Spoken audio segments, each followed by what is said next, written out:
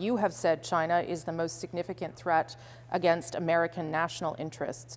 Do you think that Michael Kovrig and Michael Spavor, the two Canadians being detained in China right now, are being held hostage, essentially?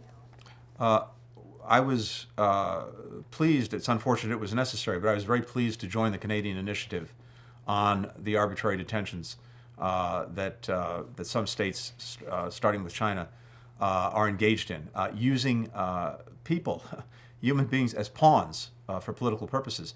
It is totally unacceptable conduct by any country.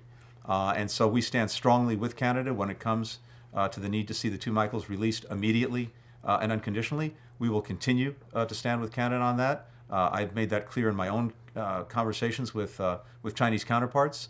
And we look forward to the day when they're able to return home. In December, I'm sure you know that there were some reports that the United States had approached Meng Wanzhou, the Huawei vice president, about the possibility of a deferred prosecution agreement, a sort of plea deal.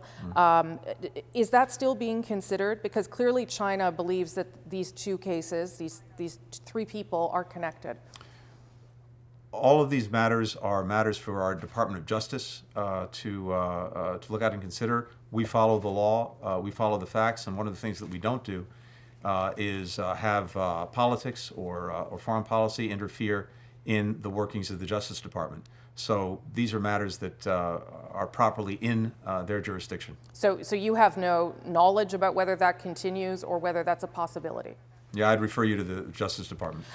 You've told Chinese officials that the U.S. will continue to press China over its human rights record in Xinjiang and elsewhere, for that matter. What does that mean practically? What could the United States further do to reprimand China? Well, I think there are a few things. First of all, it is really important to speak up, to speak out, and to do so with other countries who share our abhorrence at what's happening to Uyghurs in Xinjiang, or for that matter, what's happening to democracy in Hong Kong. But in terms of practical measures, I think there are a number of things that can be done. For example, countries should not be supplying any products or technology that can be used for the repression of people in China, for example, the Uyghurs. Similarly, countries should look at making sure they're not importing products that are made with forced labor. Those are very practical things that countries can do and focus on to make sure that not only is our voice loud, but our actions are too. I'm sure you know that our parliament this week voted to condemn what was happening, yes, but also to suggest that it is indeed a genocide. However, Cabinet and the Prime Minister abstained from that decision, saying they needed more information. Have you given the Canadian government information to support confirmation that it is in fact a genocide we are seeing there? Well, I think each country, each government needs to make its own assessment, its own determination, following its laws and practices. We've made clear what we believe, and we look to other countries to make their own determinations. So you believe it is a genocide? Is that accurate? Yes, I've said so, and I've made that clear on behalf of the United States. President Biden, more importantly, yes, has said so as well. And what would be the benefit of a multilateral declaration by countries led by the United States and Canada too of declaring it a genocide? What would be the impact of that, Secretary?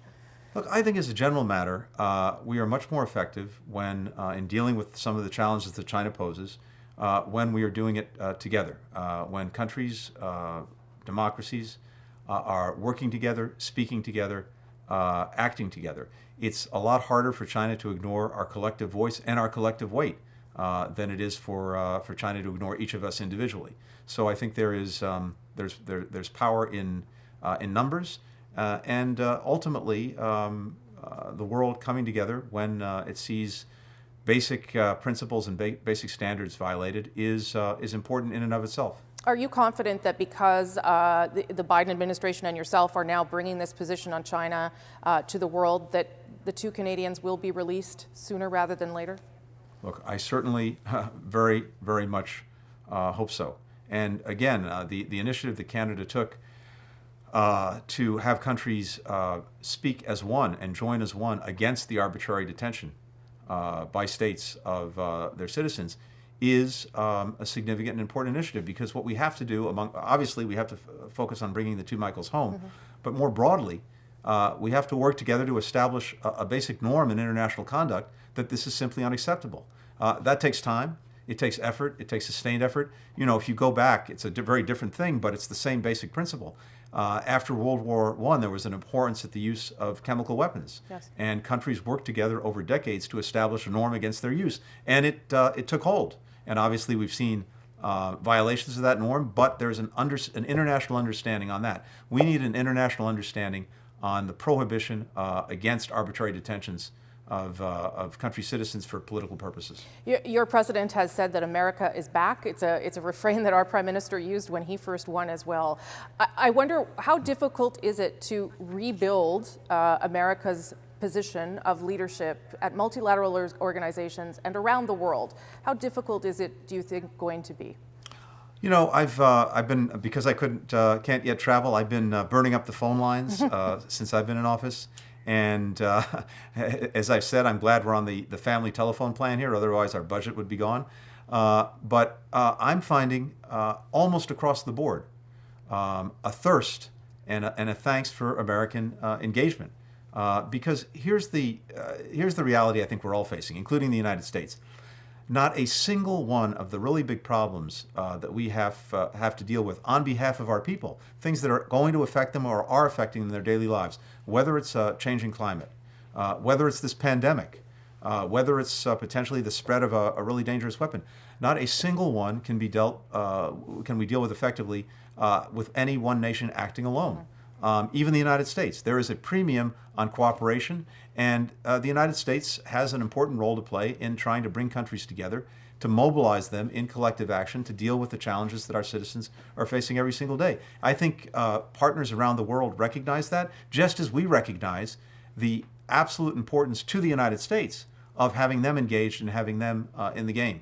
So I'm finding tremendous openness, and more than openness, even just a tremendous desire for this American re-engagement. Now, that doesn't mean we're not going to have differences, we're not going to have difficulties, but there is I think, a sense in country after country that there is more of a premium than there's ever been on countries working together to face these challenges that are literally making a difference in the lives of our fellow Americans, fellow Canadians every single day. Secretary, thank you so much for making the time for Canada. I appreciate it, sir. Thanks. Good to be with you.